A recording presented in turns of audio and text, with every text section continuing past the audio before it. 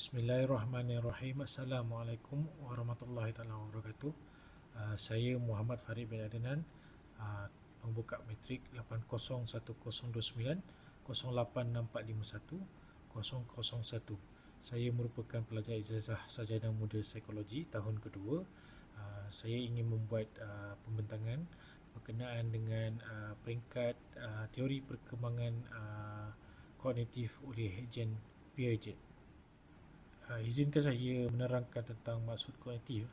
Menurut Merriam-Webster menyatakan bahawa kognitif adalah melibatkan aktiviti pemikiran sedar seperti berfikir, menakul dan mengingat.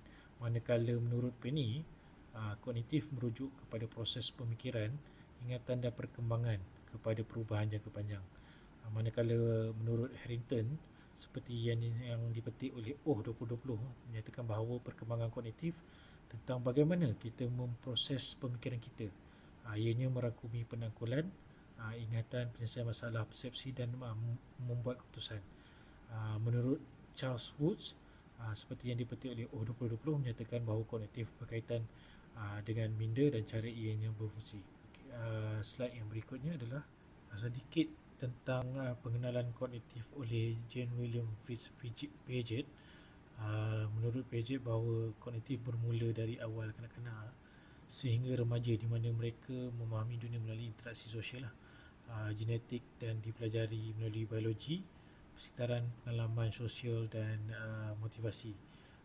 Menurut Piaget juga bahawa pengetahuan ialah sesuatu yang diperolehi oleh kanak-kanak melalui penglibatan dan pengalaman aktif mereka, dan kanak-kanak juga aktif mencari maklumat dengan melalui penerokaan dunia. Berikut adalah ciri-ciri utama teori Piaget. Terdapat 4 ciri utama yang diperkenalkan oleh Piaget, iaitu skema, asimilasi, akomodasi dan keseimbangan. Slide seterusnya saya akan terangkan lebih terperinci tentang ciri-ciri utama tersebut. 4 ciri utama teori Piaget. Yang pertama adalah skema. Skema bermaksud pengetahuan asas yang membantu kanak-kanak mentafsir dan memahami perkara baru. Skema juga adalah satu proses mencipta, memperhalusi perubahan, menyusun dan mengurus. Sebagai contoh, proses skema ni ada seperti bayi yang menghisap susu. So dia tidak dapat membezakan sama ada yang dihisap tu adalah putih susu ataupun jari tangan lah. Dia tahu hanyalah dengan menghisap akan mengeluarkan susu. So itu adalah tindakan bagi skema. Bagi proses asimilasi pula adalah yang mengintegrasi informasi ataupun maklumat baru ke dalam pengetahuan yang mereka telah miliki, dan ianya merupakan kaedah penyerapan maklumat ke dalam struktur yang sedia ada lah. Proses ini berlaku sepanjang masa dengan melalui pelbagai maklumat dan pengalaman. Sebagai contoh, kanak-kanak melihat anjing kecil mungkin memanggilnya kucing kerana ciri-ciri kucing dengan anjing itu adalah serupa, seperti berbulu, 4 kaki dan berekor. So dia dalam proses ini kanak-kanak sedang mengintegrasikan maklumat tersebut. Proses seterusnya adalah proses akomodasi, proses penyesuaian diri dalam menghasilkan kualitatif perkembangan. Sebagai contoh, sekiranya maklumat tersebut tidak sesuai untuk diproses, ianya akan ditolak ataupun diubah sesuai mengikut maklumat ataupun pengalaman yang tersedia. Proses ini berlaku secara berterusan sehingga kanak-kanak tersebut mencapai tahap pemahaman yang stabil bagi kemahiran tertentu.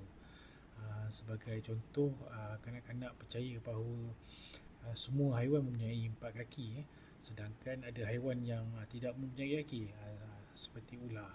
So di proses ini kanak-kanak sedang menyesuaikan diri tentang maklumat tersebut. So yang terakhir adalah proses keseimbangan. Proses yang ni adalah melibatkan pengetahuan dan dalam penyerapan maklumat baru, dan sekiranya maklumat ini berjaya dicapai, ia menjadikan tahap keseimbangan tersebut telah lengkap dan memenuhi keperluan. Begitu juga sebaliknya lah, sekiranya proses tersebut tidak dapat dicapai, so maklumat itu akan diproses sehingga tahap keseimbangan tersebut mencapai kehendak yang dikehendaki lah. Terdapat 4 tahap perkembangan teori Piaget. Yang pertama adalah sensori motor, praoperasi, operasi konkret dan operasi formal. Berikut adalah tentang peringkat perkembangan kognitif, yang di mana peringkat pertama adalah sensori motor. Sensori motor ni adalah maklumat yang diperoleh daripada deria dan sensori lah, dan ia seperti menggenggam, merangkak, menjalar, berdiri dan berjalan lah. Dan bayi menggunakan 5 deria mereka untuk menera ke dunia. Di peringkat ini adalah yang terlibat bagi di peringkat umur 0 hingga 2 tahun lah. Sebagai contoh, di mana bayi yang meraba-raba dan memasukkan sesuatu ke dalam mulutnya lah, dalam cara dia untuk memahami apakah objek tersebut. Manakala bagi praoperasi pula adalah di peringkat di mana kanak-kanak ni masih belum berfikir secara operasi, and then kanak-kanak tidak boleh berfikir secara logik, dan kanak-kanak melihat dunia mereka berdasarkan kepada persepsi sendiri, yang ini dipanggil sebagai egocentrik. Dia hanya menumpukan satu perkara pada satu masa dan cenderung berdasarkan kepada pengalaman yang terhad. So bagi peringkat ini dia penarkulan ada terhad, dan kematangan pelajar ni, kadang-kadang ni masih dalam peringkat dalam proses untuk mencari dan mempelajari. Itu peringkat untuk praoperasi lah. Manakala untuk operasi konkret pula, kanak-kanak di peringkat ini lebih banyak bertanyakan soalan, dan dia ni berfikir secara logik. Tapi di peringkat ini, operasi konkret ini tiada egosentrik yang berlaku lah, sebab kanak-kanak itu boleh melihat satu perkara tu daripada pelbagai pandangan, dan ianya melibatkan pemahaman yang keterbalikan lah. Ini di peringkat 7 hingga 11 tahun.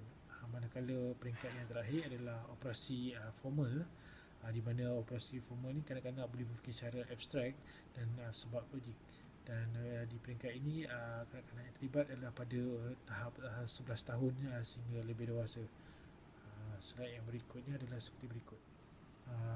Slide ini adalah berkaitan dengan kritikan terhadap teori perkembangan Piaget. Terdapat ada beberapa kritikan.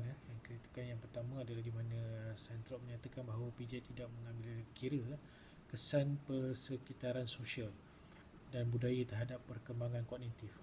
Manakala menurut Lourenco dan Mercado menyatakan bahawa Piaget menggunakan sampel kecil yang tidak mewakilinya, dengan menggunakan anaknya lah sendiri, dan ataupun menggunakan pakai sampel yang mempunyai latar belakang yang sama lah, dan ianya menghadkan penemuan. And then konflik kritikan yang berlaku seterusnya adalah melibatkan oleh yang dinyatakan oleh Ahmed dan Ruffman, yang menyatakan bahawa eksperimen yang dilakukan oleh Piaget ni melibatkan bayi kanak-kanak yang dari umur 6 hingga ke 12 bulan lah. And then bayi ini akan mencari objek bersembunyi lebih daripada satu kawasan, dan mereka beranggapan bahawa bayi tersebut mempunyai beberapa tanggapan tentang objek yang lain. Kritikan yang seterusnya adalah daripada Goswami, yang menyatakan bahawa kanak-kanak boleh menyelesaikan masalah secara analogi, and then meniru dan menggunakan strategi yang relevan lah, mengatasi situasi yang berbeza. Orang dewasa juga mengajar dan membimbing kanak-kanak, dan mereka merasakan bahawa kanak-kanak tersebut boleh mencapai peringkat yang seterusnya dalam perkembangan usia yang sebenarnya lebih awal daripada teori yang dikemukakan oleh Piaget. Slide yang berikutnya adalah seperti berikut. Melalui sumbangan teori Piaget dalam perkembangan kognitif kanak-kanak, dan mengikut pemahaman saya bahawa teori Piaget ni memberi rangka dalam memahami pemikiran kanak-kanak lah, mengikut peringkat perkembangan. And then kecerdasan kanak-kanak ni dilihat dari penakul yang berbeza lah dengan orang dewasa, and then mereka melihat dunia mereka dengan cara yang berbeza lah. Dan juga kanak-kanak ni cepat belajar, dan mereka membina pengetahuan mereka sendiri dah, dan mereka bukan kanak-kanak yang pasif. Kemudiannya cara-cara terbaik adalah memahami kanak-kanak lah, dengan melihat dari sudut pandangan mereka sendiri. And then saya juga memahami terdapat 4 peringkat yang dikemukakan oleh Piaget dalam teori perkembangan kognitif, dan juga Piaget juga telah mengenal pasti ciri-ciri kognitif melalui simulasi dan akomodasi. So, ini adalah rujukan yang ditemui semasa saya membuat menyediakan pembentangan ini, terdapat 4 yang penemuan tentang rujukan tersebut lah. Sekian dulu daripada pembentangan daripada saya. Terima kasih kepada tuan-puan kerana sudi mendengar pembentangan saya tentang teori perkembangan kognitif oleh James Piaget. Sehingga kita bertemu lagi, dan Assalamualaikum warahmatullahi wabarakatuh, dan terima kasih.